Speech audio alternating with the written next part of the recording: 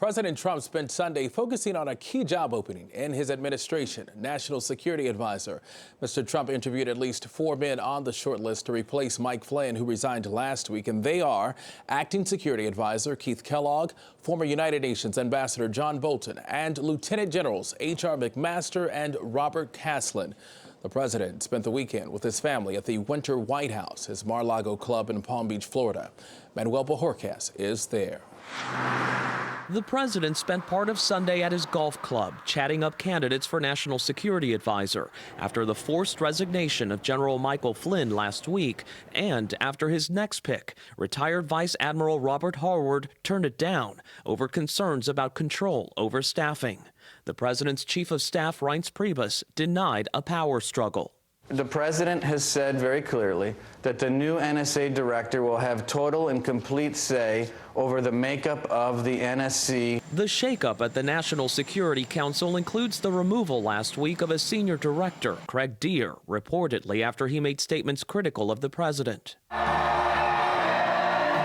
But at this campaign-style rally in Melbourne, Florida, Saturday, Mr. Trump again targeted the media, blaming reporters for some of the challenges of his first month in office. I also want to speak to you without the filter of the fake news.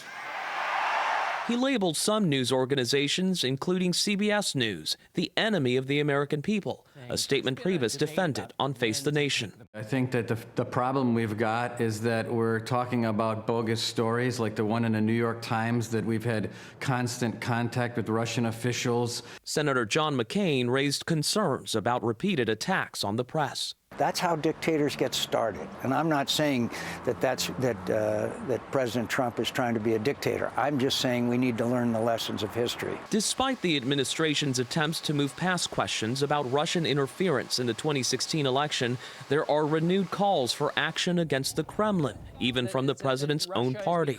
Republican Senator Lindsey Graham. The Russians were involved to hurt Clinton. The bottom line is it is now time to punish Russia. But the president said he would focus on other matters once he returns to Washington tomorrow, including signing a new executive order on immigration after the court struck down his initial travel ban. DeMarco? Manuel Bojorquez, thank you.